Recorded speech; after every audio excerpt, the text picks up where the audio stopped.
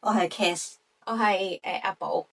介紹下自己先啦。咁我平時咧就都會幫啲 client 做下量子催眠或者能量調整嘅，亦都搞過一啲 workshop 咧係做繪畫嘅療愈嘅。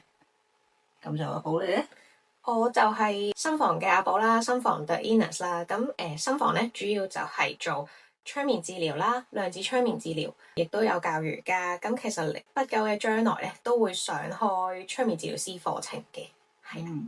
咁點解我哋會坐埋一齊嘅咧？今日我哋其實搞咗個系列啦，即係嚟緊就想拍多啲片，就係 focus 講量子催眠係啲乜，因為香港都比較少治療師做量子催眠嘅，同埋呢個 technique 咧喺香港唔算話好普及咁咯。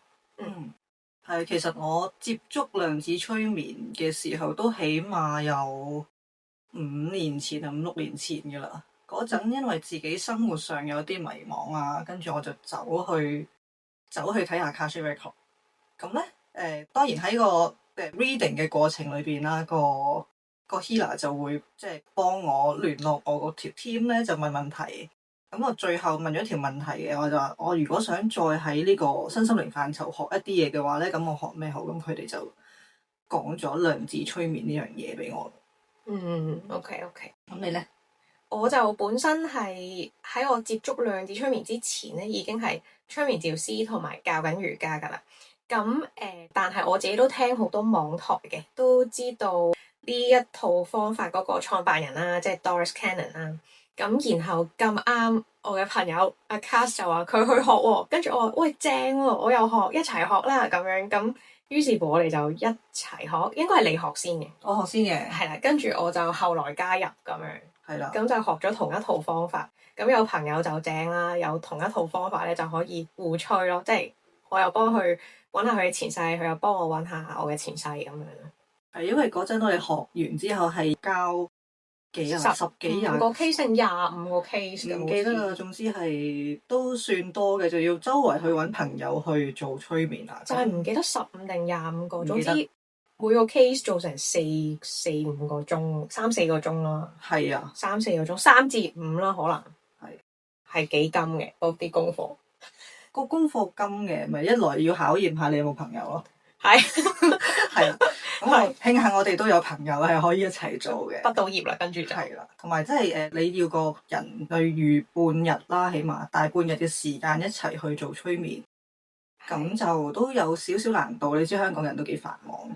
係，但係即係如果有心去求解嘅話咧，呢個方法係好正嘅，即係會3、4個鐘裏邊可能解答咗你困擾成世嘅煩惱，或者係呢一世咧你想嘗試揾嗰啲答案，但係你喺呢一世揾唔到嘅答案，咁量子催眠就幫到你。佢其中一部分就包含咗前世，揾你嘅前世嗰部分。係，但係其實唔一定揾到前世嘅。係，同埋我想講話點解要做咁耐咧？因為其實Doris Cannon 解釋得好清楚嘅。我話你嗰個 client 根本身唔識你。咁你突然間咧就要同佢做催眠嘅話咧，咁就會有啲突兀嘅，咁所以起碼都要有2小時或以上嘅溝通，咁大家都可能佢又放鬆，你又了解佢多咗。我哋會叫 pre-talk 啦，通常嗰個2個鐘嘅時間，1至2個鐘嘅時間就係佢講佢生平嘅故事，等我哋呢個陌生嘅人都認識到佢由細到大係點樣，或者啲諗法啊、心路歷程係點樣。係啊，有時見到啲客人，我問佢：哇，你可唔可以講下你嘅生平？佢哋有時有啲要由幾時開始講？係啊，我都係中意咁樣問啲 client， 跟住你就會發覺香港人好可愛嘅，佢哋好唔習慣講自己嘅故仔。係啊，唔習慣㗎。係。佢又會問你我要幾時講啊？我係咪要講咗創傷嗰啲先啊？我細個嘅嘢唔係好記得㗎咯喎嗰啲。但係慢慢講下咧，其實佢哋會講到自己即係真正面對到嗰個問題。即係有時可能咁其實催眠之前啦，即係個 section 開始之前咧，咁我哋都會 send 一啲 message 俾個客人，就話你預備一啲問題清單啦。嗯但係嗰個問題清單咧，可能其實透過傾談嘅過程中咧，嗯有一部分係已經篩選，即係篩走咗噶啦。嗯因為嗰啲唔係真係一個好面對到核心嘅嘢，嗯係啊。跟住但係傾完之後就會反而其實第一條問題搞掂咗啦。但係其實你真正要面對嗰啲可能係另一個問題嚟個噃。咁我哋不如將嗰個問題加入去啦。嗯呢個過程都釐清楚佢哋自己嘅好多想法咯。嗯，橫掂都講緊我哋嗰個流程咯，不如就直接講下我哋即係成個量子催眠會做啲咩啦。你啱啱就係講，首先就係個 client 嚟之前咧，我哋已經會有短信嘅溝通或者 WhatsApp 嘅溝通，咁俾定啲嘢佢可能要 prepare 嘅，就係 prepare 啲問題啦。咁通常我嘅 client 我就會鼓勵佢最少5題咯，或者5至10題咁樣。咁學你話齋嚟到再篩選，可能有加減，但係我會鼓勵佢哋寫多啲。咁跟住啲問題嘅範疇，通常就係當下佢遇到嘅問題啦。咁我覺得通常嗰啲範疇係可以同一時間10條問題係問唔同嘢嘅，譬如家庭、事業、愛情、自己嘅陰影，或者佢一啲放唔低嘅情緒，咁佢可以 all together 10條問題擺晒落去。一啲現實嘅問題會包括到啦，一啲冇咁現實嘅問題亦都有接觸到嘅。譬如話我嘅人生使命係咩啊？我靈魂落嚟呢個地球係做啲咩㗎？我有冇啲咩特別嘅能力我可以前世嗰度攞翻㗎咁咯？或者係一啲痛症啦，譬如一啲長期嘅痛症，我可唔可以問下點解有呢個長期嘅痛症啊？我會唔會透過呢個催眠可以解決呢個痛症啊？可唔可以幫我清理咗佢啊？咁樣，甚或至有啲人已經本身做咗好多身心靈嘅唔同嘅嘢啦，即係好似你講話之前有試過做唔同嘅 treatment 咁樣，咁佢哋嚟之前已經知道可能前世有啲咩問題嘅，咁佢就直接 focus 嗰個前世嘅問題，問可唔可以清理咗嗰個前世嘅某一啲碎片或者陰影咁樣。都有唔同種類嘅客人，其實係我就好得意嘅。通常嚟揾我個客人咧，會對應到我之前面對過嘅問題嘅，係啦，即係譬如可能我之前面對過工作嘅問題，跟住然之後就可能經過一番嘅努力啦，就自己 overcome 咗之後咧，咁就會有類似問題嘅客人嚟揾我嘅，即係好似係點講咧，我自己搞掂咗啦。跟住我可以幫你搞掂埋啦嘅感覺咯，有啲通常都係咁，你都係嘛？通常都會係咁，或者係我嘅奇難雜症好多，但係我覺得多到可以開一集講，即係我哋遇到 client 嘅種類，應該我同你係唔同嘅，因為唔同嘅應該唔同，好唔同嘅，係啊。咁我哋啱啱係講緊個流程，咁我哋一係講埋個流程先啦，係啦。就係嚟之前 client 要有啲 preparation 嘅，咁嚟到咧就係我哋嘅 pre-talk 啦，就係好似啱啱咁講，我哋會傾偈個幾至2個鐘，就係了解個 client 嘅生平啦，同時了解埋佢帶嚟嘅問題係乜啦，跟住再幫佢篩選下排下序啊咁樣咯。我想補充翻少少喺個 message 溝通嘅時候，通常我會有個 guideline 嘅。佢哋嚟之前就最好唔好飲咖啡，太刺激性嘅飲品，因為驚影響到佢哋嘅精神，即係太精神就難進入狀態。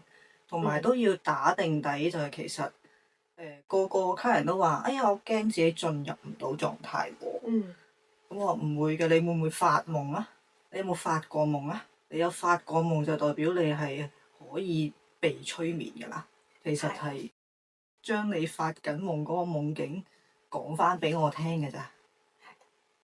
咁呢啲係要之前要打咗底先，我覺得。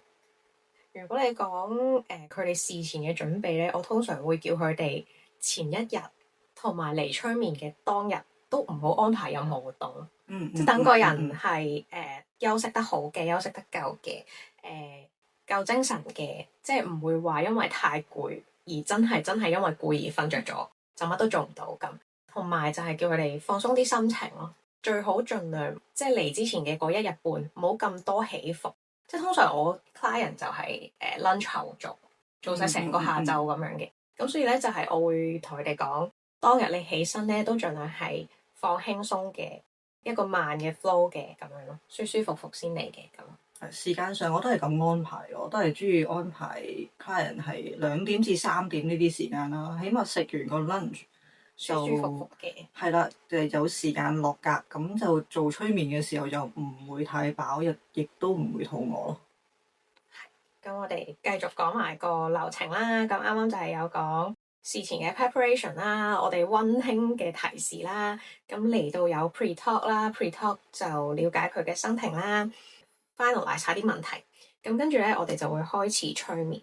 咁通常催眠一開始就會係睇到前世先嘅，即係我哋有 step by step 啦。咁睇前世嘅話咧，我哋會幫佢睇3個重要嘅日子啦，同埋有佢死亡離開嘅嗰一日。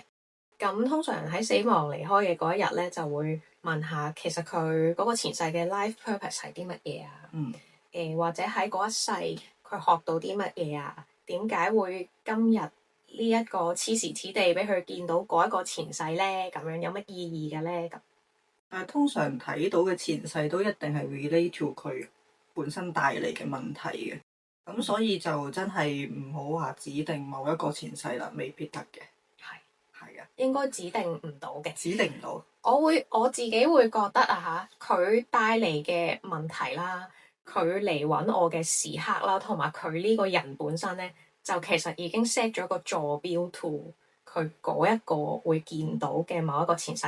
咁但係好似你講咁樣，有啲情況咧，佢問嗰啲問題或者佢呢一個坐標係對應唔到任何一個前世噶嘛，咁咧就可能會直接跳咗去下一步。就係同神傾偈啦，或者係同佢嘅高我傾偈，佢嘅靈魂傾偈。係你通常點叫？我有時咧就會跟阿 Canon 所指引啦，就叫佢潛意識啦。但係唔知講下講下啦，就叫佢 High Self 咯。我就會喺 pre-talk 嘅時候咧，我會問定嗰個 client，即係譬如有啲 client 係自己有一個宗教信仰噶嘛。咁佢係會想同佢嘅神傾偈，佢會想同菩薩或者佛傾偈都 OK。or either 其實佢只係都係好身心靈嘅 high self 都 OK。咁我就會睇下佢會中意點樣稱呼嗰個神或者源頭，因為對我嚟講就係個源頭。我無論點稱呼佢，對我嚟講唔重要，對客人嚟講可能佢會有一個特定嘅對象，咁我就會睇下佢想點稱呼佢會最入到個狀態咯。我反而就唔太 care 呢一步。係啊，我冇亦都冇特別同客人講翻啊 clarify 翻你啊，你想叫你個深層潛意識定高我定神咧？咁我就真係冇做呢一步嘅。但係我覺得佢哋都會揾到，都實會連到，睇下佢點樣接收得最好咯。我會諗，其實係嘅，係點樣接收得最好。跟住係啦，通常就係睇完前世，即係催眠個過程，咁就睇咗個前世啦。咁睇到睇唔到都唔重要，重要咧其實係後半部。我哋點解會叫做量子催眠而唔係就咁前世催眠咧？因為後面先係重點嘅部分，就係可以同到高我或者一個深層潛意識去傾偈問問題，問佢當日帶嚟嘅問題，同埋就係喺嗰個 moment 咧，其實係有機會做好多能量療愈啦，或者前世嘅療愈啦，或者清理嘅。係啦。我本人都好喜歡嗰一 part 㗎，因為傾偈嘅過程裏邊咧，除咗帶到答案俾客人之外咧，亦都對我哋本身好多啟發。係，我覺得呢啲又係可以開好多集去講。係啊，所以呢啲而家唔講住。係，我係講緊個流程咁。係啦，專注講埋先。好啦，咁仲有冇咧？係啦，咁通常做完啲療愈啦，咁我哋最後咧都會有翻一個 post talk 嘅，即係會問翻佢究竟個過程佢記唔記得咧？記得幾多嘢咧？咁係通常都記得㗎。佢哋因為真係喺個催眠過程中，你唔係暈咗嘅，係啦，你會即係個客啦，客人佢係會聽到我哋嘅指示啦，亦都會俾到個反應我哋啦，唔會係好似真係做戲咁樣，完全冇咗自己意識，係唔會嗰個真係做戲嚟嘅。電影唔可信咯，我只能夠講係戲劇效果咯，嗰啲。我哋都親身經歷過，或者我都唔止聽到一兩個 client 係咁講，幾乎我所有 client 都係咁講。其實係比清醒更清醒，即係嗰個狀態係因為我哋嘅引導咧，佢其實個腦咧係關掉咗好多雜訊，唔係日常處理生活事務嘅嗰個繁忙狀態。咁變咗咧，佢個腦咧係前所未有咁清晰同清醒，跟住會跟住我哋嘅指引咧，就喺佢嗰個潛意識裏邊揾一啲答案咯。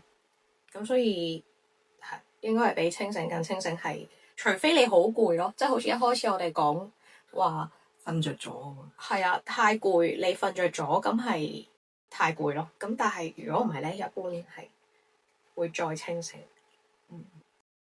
喺個 post talk 裏邊都叫做加強咗client 對剛才嘅經歷一個信任啊，係加深咗個印象。其實呢一 part 都重要嘅，因為咧係你可能即係第一次嘅經驗，佢可能都會覺得好模糊，再加深咗之後更加確信咗啦。即係喺潛意識經歷咗一次啦，跟住到佢完咗個催眠出翻嚟意識狀態啦，佢再諗一次咧，就喺個腦度加深咗個記憶一次。其實會加強咗個療愈效果添嘅。係，所以個 post talk 就唔好當係即係我哋都會好認真對待啦。係啊，基本個流程就係咁樣啦。不過你講起 post talk，講起嗰個療愈嘅過程啦，其實通常你我諗你都有嘅，你都會同家人講話啊。